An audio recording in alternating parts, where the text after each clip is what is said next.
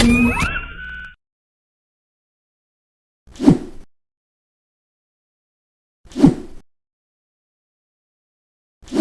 আলাইকুম সবাইকে, aesthetic nation ফিটনেসে সবাইকে স্বাগতম। আজকে আমি যে বিষয় নিয়ে কথা বলবো সেটা হচ্ছে যে ওয়েট লুজ করার সময় মানুষ যে ভুলগুলা করে।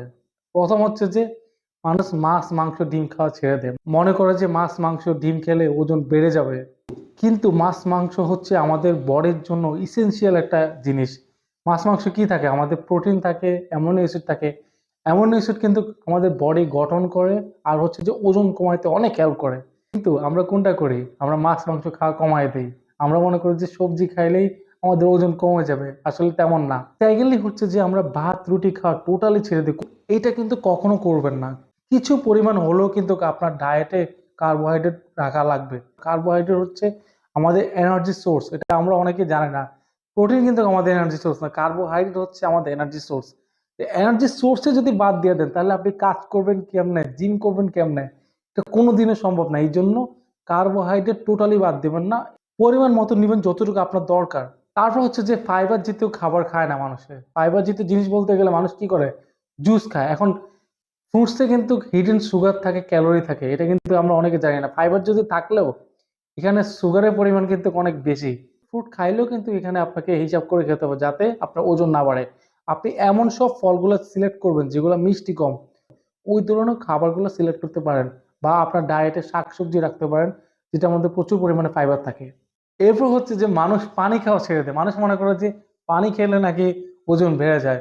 পানি যত ইচ্ছা খান, কোনো সমস্যা নেই, পানি খেলে টেম্পারেরি ওজন বাড়ে।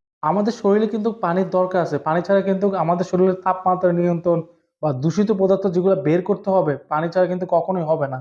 তো পানি খাইলে ওজন কখনো বাড়বে না। পানিতে কিন্তু জিরো ক্যালোরি, এটা মাথায় রাখবেন। তো জিরো ক্যালোরির যে জিনিস, এই জিনিসে আপনাকে কেন ওজন বাড়বে, একটা জিনিস বুঝেন। কিছু মানুষ আছে যারা কি করে, শুধু ডায়েট করে কোনো ধরনের মুভি অ্যাক্টিভেট করে না, তাদের ক্ষেত্রে কিন্তু ওজন কমানো কিন্তু অনেক হার্ড হয়ে যাবে। আমরা যদি মুভিং করি আমাদের ক্যালোরি বার্ন হয়, মেটাবলিজম বুস্ট হয়। আমি যদি তার সাথে যদি জিমও করি তখন কিন্তু আরো বেশি বুস্ট হয়। তার মানে কি, আপনি আরো ফাস্ট ওজন কমাইতেছেন। তো ডায়েট করার পাশাপাশি কিন্তু আপনাকে মুভিং অ্যাক্টিভিটি রাখা লাগবে, লাইক স্পোর্টস বা জিম, যে কোনো কিছু যেটা আপনাকে বসিয়ে অন্তত না রাখে। ফাইনালি আপনি যদি আপনার ডায়েট বানাতে চান, অবশ্যই সবকিছু কি পরিমাণ খাবার আপনার দরকার, ডেলি মেনটেনেন্স, ক্যালোরি কত গ্রাম, ডেলি কত গ্রাম প্রোটিন দরকার, এগুলো কিন্তু আপনি হিসাব করে ডায়েট একটা বানাবেন। তাহলে কিন্তু আপনি ওজন কমাতে পারবেন। আপনি যদি কখনো হিসাব না রাখেন তাহলে কোনোদিনও কিন্তু আপনি ওজন কমাতে পারবেন না।